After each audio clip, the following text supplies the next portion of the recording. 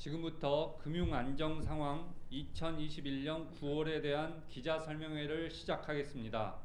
오늘 설명해 주실 분은 이상영 부총재보와 이정욱 금융안전국장이며 관련 팀장도 배석하였습니다.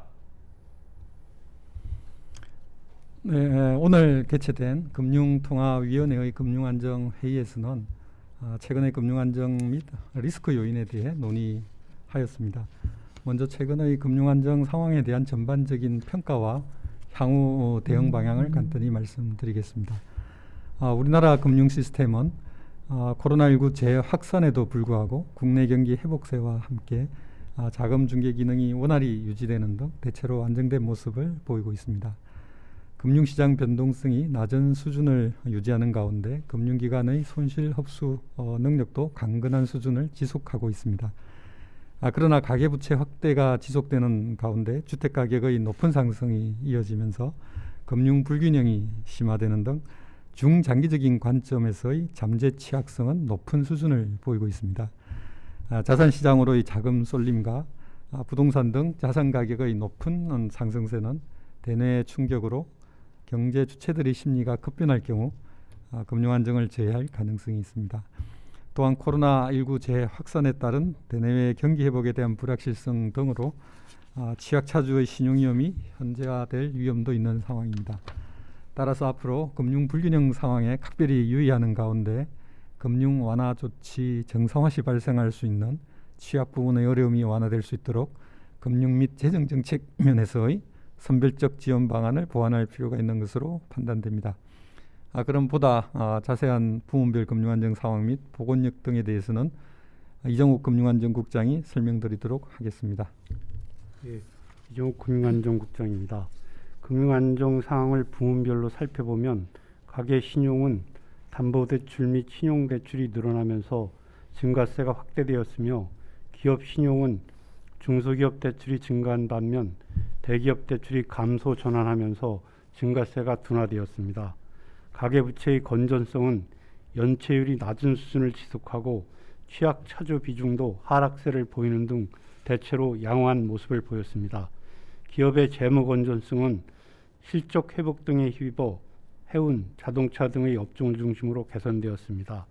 자산 시장의 경우 신용 스프레드는 우량, 비우량물 모두 안정된 모습을 보였으며 주가는 8월 중순부터 외국인 순매도가 확대되면서 상당폭 조정받는 모습을 보이다가 최근 들어 반등하는 모습입니다. 주택시장은 매매 가격 및 전월세 가격 모두 수도권을 중심으로 높은 상승세를 보이고 있습니다.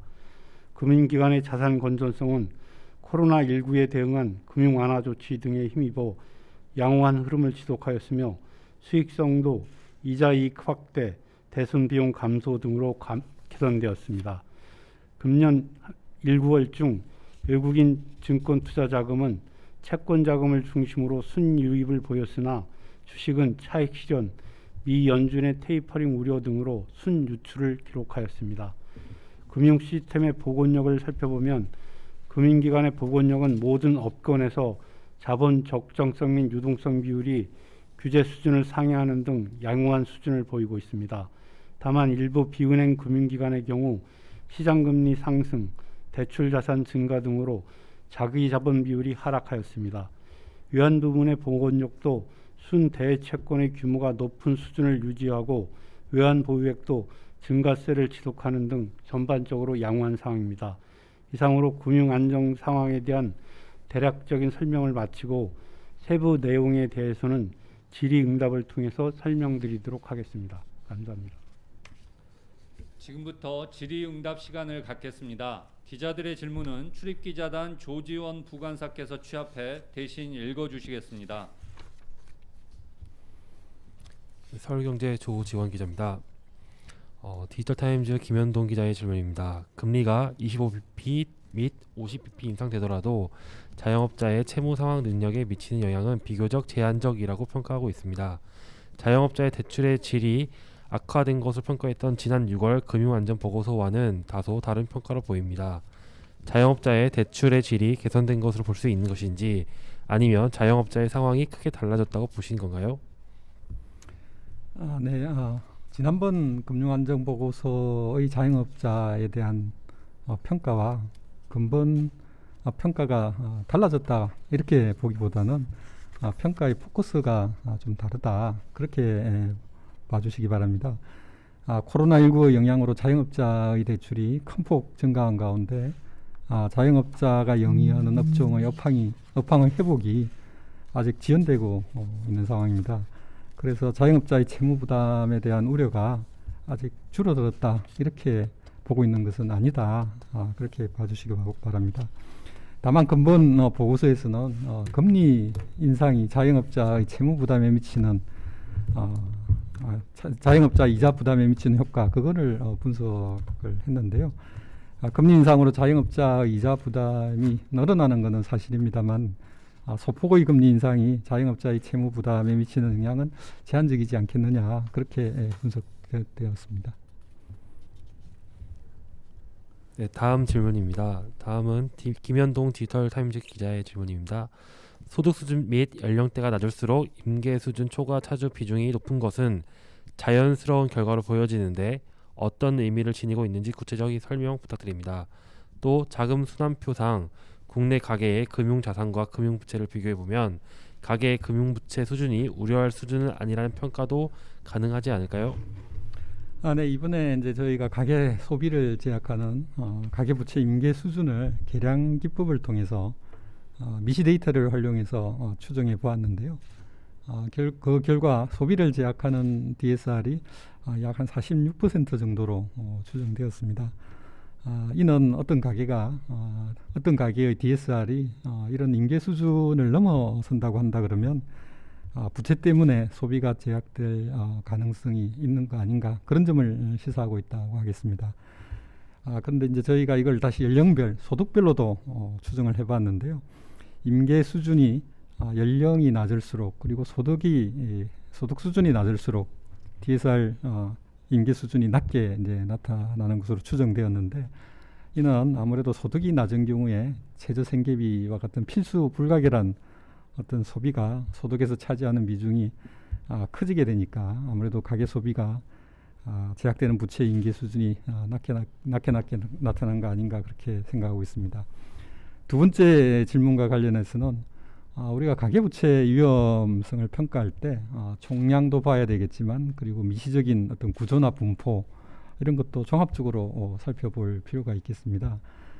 현재 우리나라의 가계부채 상황을 보면 평균적으로는 LTV가 상당히 이제 낮은 수준이고요.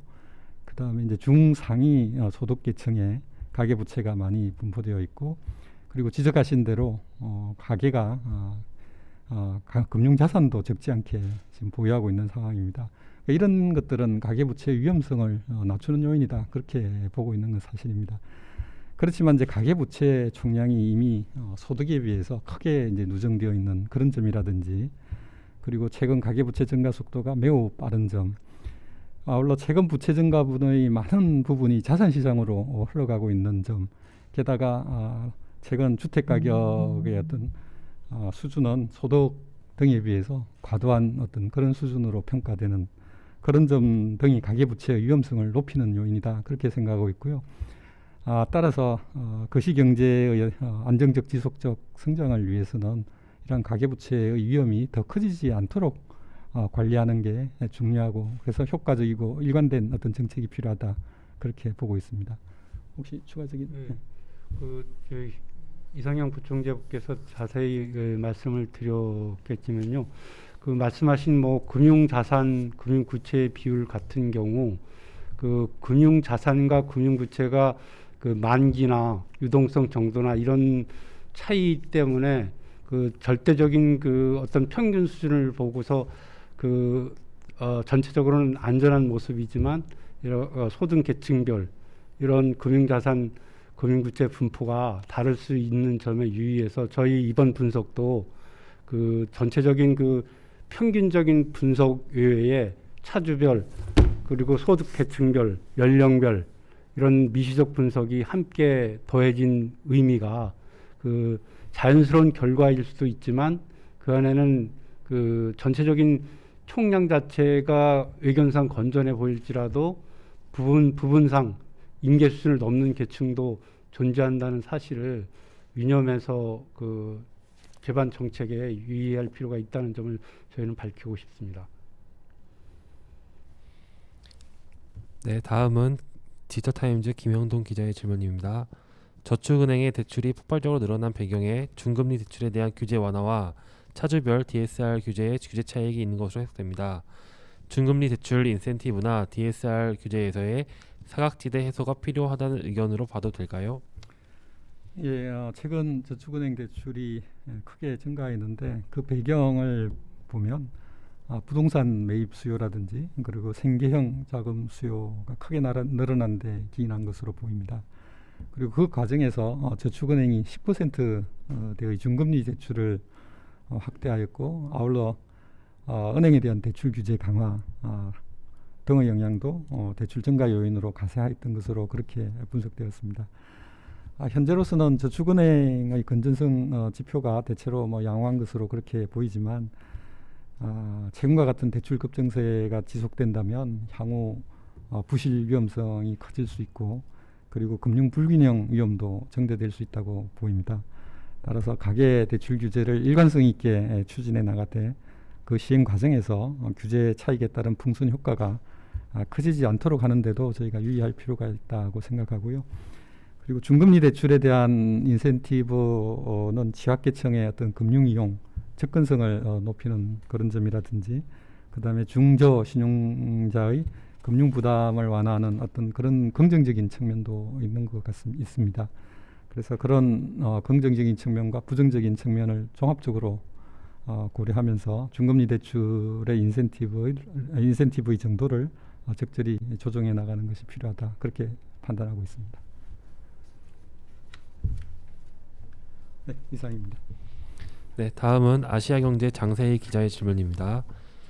2030 가계대출이 485조 원으로 전체에 차지하는 비중도 26%나 되는데요. 청년층의 가계대출 증가 주요 원인에 대해 설명 부탁드립니다. 또 향후 자산 가격이 하락할 경우 충격이 커질 것이라는 우려가 있습니다. 향후 청년층 대출 부실 위험은 없다고 보시는지요? 예, 최근 그 청년층 가계대출이 늘어나는 요인에 대해서 물으셨습니다. 제가 이제 파악한 거는 최근에 그 청년층 가계부채의 증가 요인 중에는 청년층의 전세 자금 대출이 높은 증가세를 지속하고 있는 점 그리고 또 하나는 그 주담대 외의 신용대출의 증가세도 최근 들어서 확대되고 있는 점에 비추어서 볼 때 최근 청년층에서는 주택 관련 세제 강화에도 불구하고 주택 가격 상승세가 지속되면서 그 주택 매입 거래 비중이 높은 점으로 볼 때 그 상당 부분이 이제 주담대 증가 요인을 설명할 수 있을 것 같습니다. 다음으로는 청년층의 또한 그 대출 중에서 신용대출 증가율 같은 경우에도 2022년 이후에 여타 대출보다 가파르게 상승해서 2, 4분기 같은 경우 20.1%를 기록하고 있습니다.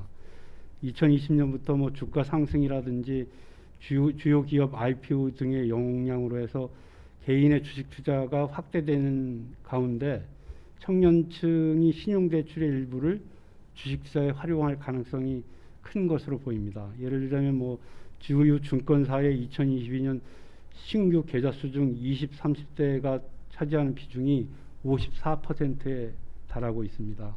그래서 이러한 청년 가계대출의 증가가 대부분 이제 그 은행권 금리가 낮은 은행권의 비중이 높은 실정이긴 한데 그 저희들이 이제 소위 얘기하는 금융 불균형을 얘기를 할 때 가계부채가 소득 증가세에 비해서 과도한 점, 특히 청년층 같은 경우에는 여타 계층보다 소득 수준이 낮고 어떤 그 자산 가격 조정 등의 위험에 대비해서 그 충격을 흡수할 수 있는 금융 자산의 축적 정도가 낮은 점 등으로 인해서 자산 가격 조정 위험 시에는 청년층이 그 장래 소득에 대한 그런 비전이나 이런 건 있지만 일시적으로 자산 가격 조정 위험에 처할 수 있다는 점을 저희들은 밝힌 것입니다.